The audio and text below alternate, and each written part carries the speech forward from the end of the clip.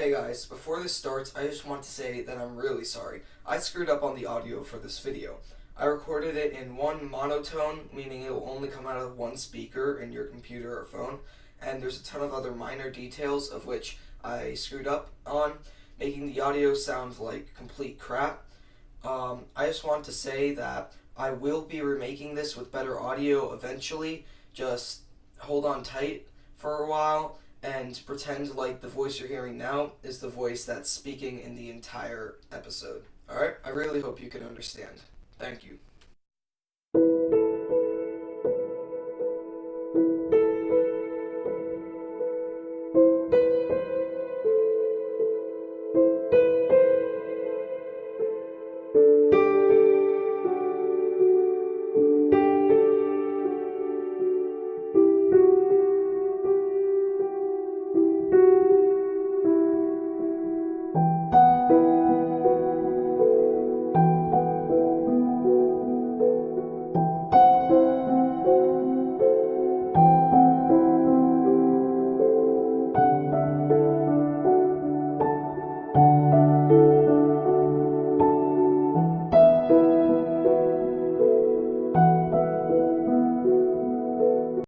September 1st, 1939. German troops cross the Polish border and World War II begins. The Poles defend well, slowing the Germans and falling back to Warsaw. This is not the end though, as the Polish have deep defensive lines and good soldiers. But not everything is as it seems. The British bombers over Berlin don't drop bombs, but propaganda leaflets, and the French forces in the west have stopped advancing. This puts Marshal Edward Richtsmigvet in a tough situation. Poland can't take Germany all on its own. The plan was that Poland would dig in and try and halt Germany's advance. France would take this opportunity to invade from the west, and British bombers would pound the German lines. This would give Poland a chance to counterattack and take Berlin, though without the French invasion or British bombs, Poland couldn't last. Despite this, Poland was doing well for itself. Germany's forces had been caught in the Polish defenses, and they were taking heavy losses. But just as things seemed to be going well, everything fell apart. Soviet infantry crossed the Polish border. The Polish troops stationed there were completely overrun. The Polish government is forced to escape to Romania. Edward Richtsmigvet sends out one final command before he crosses the border. All Polish troops are to escape, cross the border into either Hungary or Romania, reform the Polish army in France, and fight on. Many troops will comply with this order and will fight throughout the war.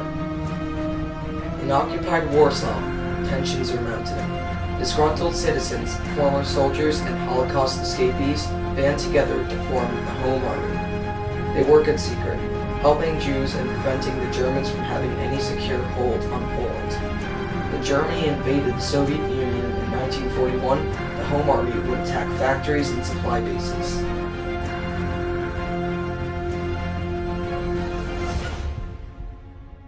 But then, in 1942, something drastic happened. The Soviets started winning. For 2 years, they forced the Germans back, until in July of 1944, the Soviets were within reach of Warsaw. This threw the Polish Home Army into a frenzy. Their plans to retake their country were now invalid. If the Soviets were allowed to completely retake the country, the Polish would be subjugated to whatever the Soviets demanded for the peace deal. Their only option was to liberate their own country, and then welcome the Soviets in. With the current situation, though, this would have to be scaled down to just liberating the capital, Warsaw. Even this would technically count as freeing their country and would let them keep all of their territory before the war. And so the idea of the Warsaw Uprising began. During the night of July 31st, top leaders of the Home Army in Warsaw met.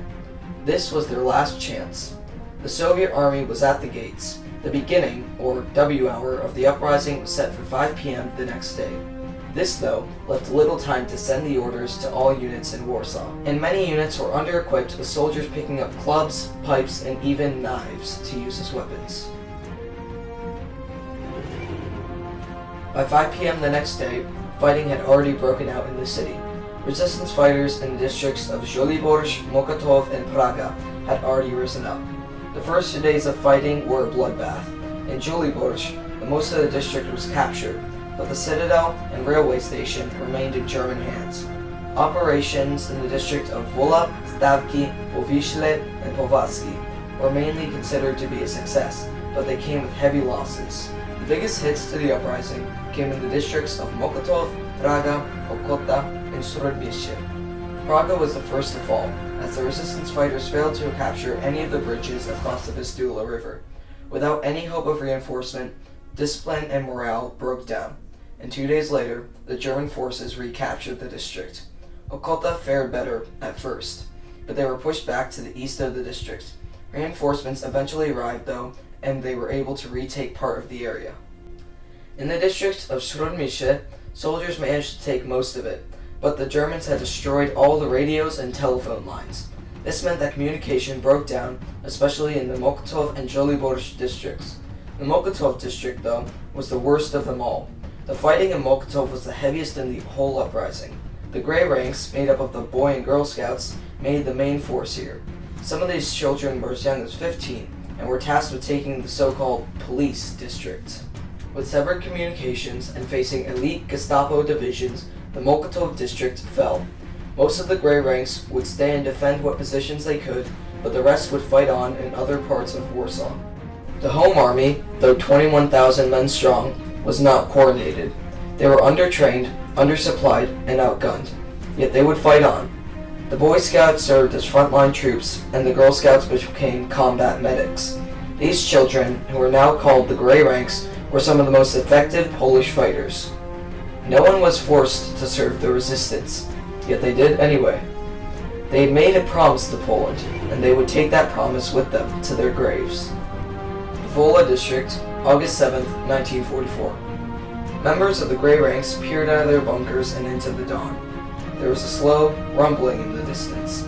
The streets vibrated under them. Slowly, they loaded their rifles and prepared their Molotov cocktails. But as the tanks came into view, they froze.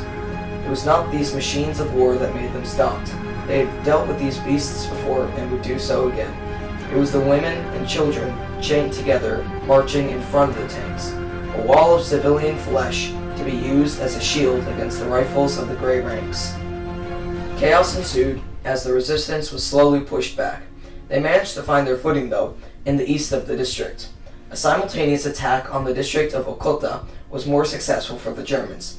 With no way to hit the tanks without endangering the civilians in front, morale broke and the soldiers fled into the Mokotów district. What ensued was a massacre of civilians in both districts. Soldiers would go to every house, walk in, and would shoot everyone inside, the old, young, or sickly. Then they would leave as if nothing had happened. Over 40,000 people died in what would become known as the Ochota Massacre. Then came the bombs. They came by the thousands, confining every street, house, and person to oblivion. They did not discriminate between civilian or soldier. The Soviet Air Force had the capacity to stop these bombers, yet they were nowhere to be seen.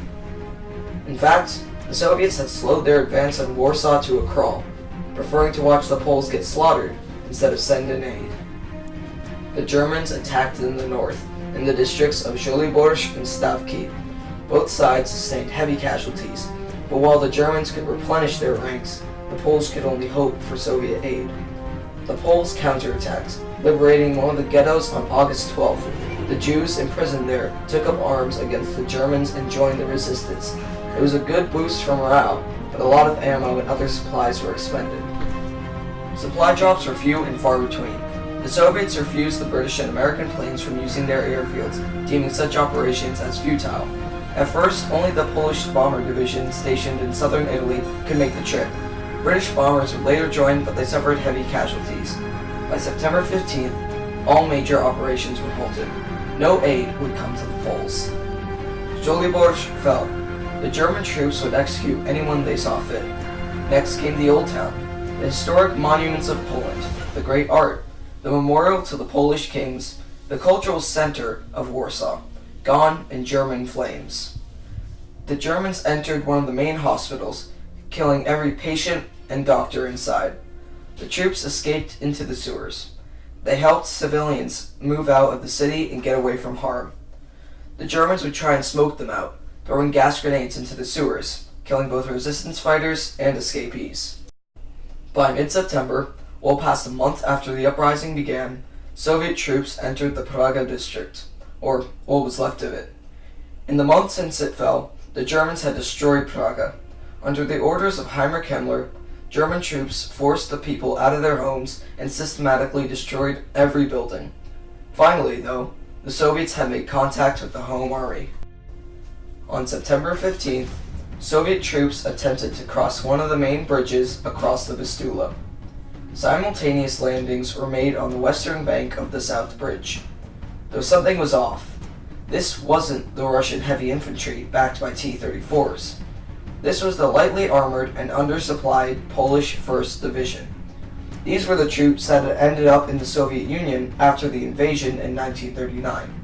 These were the men released from POW camps when the Soviet Union joined the war. As expected, the outgunned and outmanned assault failed to break the German line, and the Soviets would not try again. By the end of September, it was almost over. The Poles held no more than a few blocks in the Powiśle and Mokotów districts. Most of the soldiers were either dead or had fled into the woods. Only the gray ranks and a handful of soldiers were left. Victory was no longer an option. It hadn't been an option since the massacres almost 2 months earlier, and yet they fought on. The Germans paid for every inch of ground in blood. The Poles fought with the fury of men possessed. They faced gas, grenades, and bombs. They faced 2-feet-wide artillery shells and tanks with women standing in front of them. This was truly the horror of modern war. On October 2nd, 1944, General Tadeusz Komorowski signed the surrender of the Polish Home Army in Warsaw. Every last civilian was to be evacuated from the city. They could take only what they could carry. The soldiers would be sent to the camps. Many would never return. Once this was carried out, Heinrich Himmler ordered the annihilation of the city. Day by day, week by week, the Germans burned, smashed, or blew up every last building.